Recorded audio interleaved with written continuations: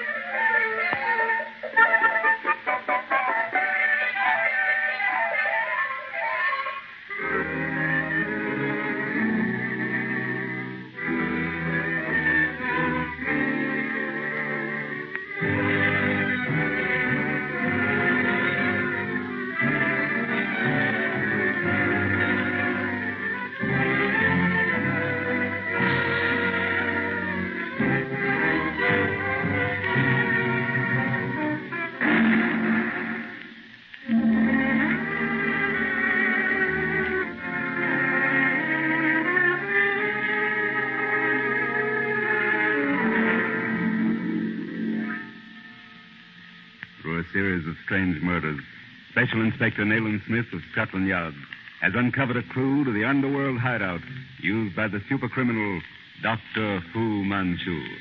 By a ruse, Fu Manchu has trapped Dr. James Petrie, the friend and associate of Nayland Smith, whom he is holding in a secret chamber in a Limehouse den. Disguised as seamen, Nayland Smith and Inspector Weymouth gain entrance to the place and break into the secret chamber at the moment that Dr. Petrie has dropped through a trap door operated by Fu Manchu into the Thames River. The lights, Weymouth, the lights. Where the devil did the blighter get to, Smith? Never mind Fu Manchu, Weymouth. We'll get him later. Pull that trap lever. Petrie went through into the river. Hurry. There he is. And here's an iron ladder leading down. Help! Coming, Petrie. I'll go down, Weymouth. You get out there in the hall and give the alarm to your men. Right.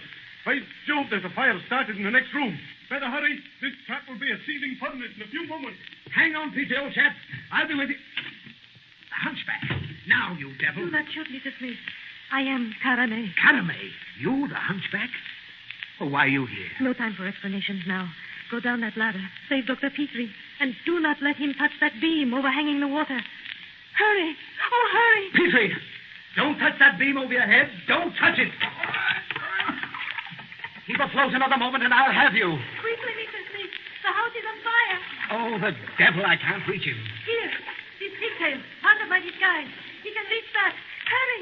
Here, Petrie. Catch hold. Just in the nick of time, Nayland. Another minute and I've gone down. Here. The bottom rung of the ladder. And don't touch that overhanging beam. It's the devil's own invention. Right, Joe. Touch and go that time. I can make it alone now.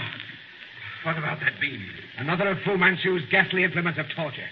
Look, 2 razor-sharp swords riveted to the top of the beam. Great Scott. I touched it. You'd have lost your fingers. Yes. That explains the mutilated hands of Mason and Cadley. But get up this ladder. Carame's up there. Carame? Well, what's she doing? Never mind now. We'll be roasted alive if you don't hurry. The place is in flames. Why, Carame, you should... Well, she's not here, Nayland. We'll have to find her, get her out. Find her nothing. She displayed good sense in getting out of this fire trap. Come on, hurry.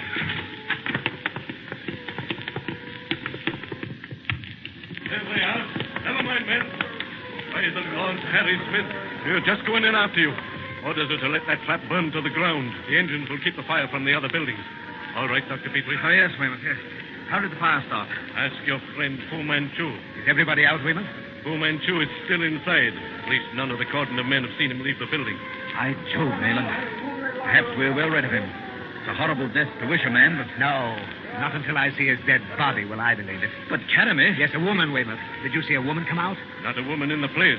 At least none came out. Oh, then she's still inside. Nayland, we've got to The get her. hunchback. Did he come out, Weymouth? Yes, and give us the slip as fancy as you please. Petrie, that hunchback was Caramay. What? Caramay? Then she's clever, Smith. She got away clean. She was with those we took, 7 or 8. But just now, when we counted noses, she was gone. And so is Singapore's Charlie. You want it over here, Inspector Weymouth? Will you come? Right. I'll get in touch with you later, Mr. Smith. Say, Nayland, did you bring the pigtail with you that was found on Cadby? Yes. I'd hoped to meet the owner. Have you got it now? No, I met the owner. Thank you, Nayland. For my life and her freedom. We'll never really excel at this business of man-trapping, Petrie. We're far too sentimental. I knew what it meant to us, to the world, but I hadn't the heart. You see, I owed her your life. You owed her my life? If she hadn't given me that pigtail disguise to fish you out of that pit. So you see, I had to square the account. Come on, we'll go home.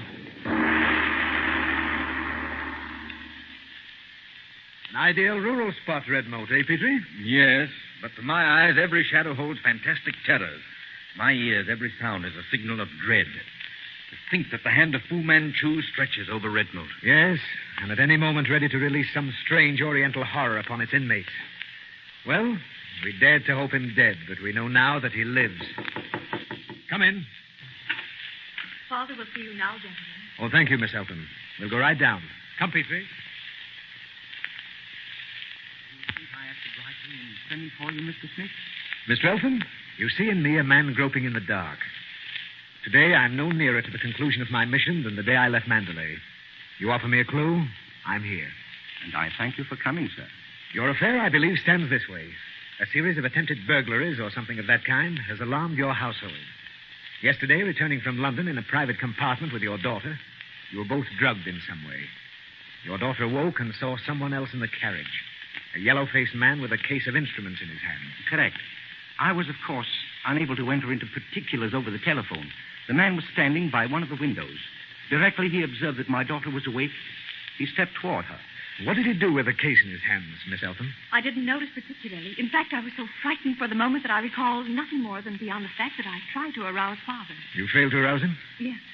Then hands grasped my shoulders and I fainted. But someone used the emergency cord and stopped the train. If you mean that I did it, I have no recollection of doing so, Mr. Smith. Of course, no yellow-faced man was on the train. Mr. Elton, when did you awake? We were both aroused by the guard. And upon reaching Great Yarmouth, you immediately called Scotland Yard. Well, you acted very wisely, sir. Oh, by the way, how long were you in China? You know that? Well, it is perhaps not so strange that you should be aware of my residence in China, Mr. Smith. By my not having mentioned it to you, may seem so. The fact is, I left China under what I may term an episcopal cloud. I have lived in retirement ever since. Yes. Go on, please. Unwittingly, I stirred up certain deep-seated prejudices in my endeavor to do my duty, Mr. Smith. But to answer your question, I was in China from 1896 to 1900. 4 years exactly. Eltham. Oh, yes. Now I remember. And I'm happy to have met you, sir. Thank you, sir. Oh, tell me, has Red Moat, as its name implies, a moat around it? I couldn't see in the dusk. It has, but the moat is no longer flooded. However, if you refer to the strategic strength of the place, it is considerable. I have barbed wire fencing and other arrangements. As you see, it's quite a lonely spot. Yes, indeed. And now, gentlemen, if you will excuse me, we will resume our conversation after dinner. Will you see to it, Greba? At once, Father. Make yourselves at home, gentlemen. We dine in a few minutes. Who is our host, Nayland? You're probably wondering what caused the episcopal cloud. Well, the deep-seated prejudices our reverend friend stirred up culminated in the Boxer Rebellion. Good heavens. He was at the bottom of that? Well, he was in it, up to his neck. He should be on our list. The Reverend J.D. Eltham may be a poor hand at saving souls, but he saved a score of Christian women from death. And worse. J.D. Eltham. No, the name isn't familiar to me. Ever hear of Parson Dan? Or the fighting missionary? He's the man who held the hospital in Nanyang against 200 Boxers with a garrison of only a dozen cripples and a German doctor. Ah, now I remember, yes. But what he's up to now, I've yet to find out. He's keeping something back. Something which has made him an object of interest to the Seven. The Seven? The inner circle of the Black Poppies. There's dinner. And I admit I'm famished. Dinner, gentlemen. Will you come, please? We are to commence alone. Grieber will be down presently. That's your place, Dr. Petrie. You, Mr. Smith, over there. You may bring the soup, Wilson. We're to believe, then, Mr. Eltham, that Red Moat has lately become the theater of strange doings? Yes. Some months ago, an attempt to enter the house was made. The man was arrested and confessed that he had been tempted by my collection. And it was shortly thereafter that you allowed your hobby for playing at fortifications to get the better of you. Exactly. I have virtually fortified Red Moat against trespassers of all kinds. There is only one way in through the main entrance. 2 gates, one above and one below. Any other defenses, Mr. Eltham? A series of electrical bells, which I shall show you later, which ring when any attempt is made to scale the walls of the moat or penetrate the barbed wire. But it was not the visit of the burglar which prompted these elaborate precautions. Well, I'm aware of that. Having invoked official aid, I must be frank with you, Mr. Smith. Following the attempt to break in, I received a warning. The advent of an Oriental. My daughter, too, saw him. Then it was the incident in the train, following closely upon this other, that led you to solicit official aid. Quite. And yet I desire to court as little publicity as possible, Mr. Smith. I'm sorry to have to press you, Mr. Eltham, but what was the nature of the warning you referred to, and from whom did it come? Mr. Smith, I'm contemplating an immediate return to the Orient. Oh, now I understand. Well, why didn't you tell me this before? It's the key for which I've been searching. Your troubles date from the time of your decision to return? Yes. And that warning came from China. From a Chinese? From the Mandarin Yen Sun Yat, to be exact. Yen Sun Yat warned you to abandon your visit and you reject his advice? Listen to me, Mr. Eltham. The Mandarin Yen Sun Yat is one of the 7. Why, I don't follow you. If this official is a friend of yours, believe me, he saved your life. You'd be a dead man now if it weren't for him. You must accept his counsel. No, I'm called back to the Orient. I shall go and... Great Scott, Leland. Good heavens, it's Grieber.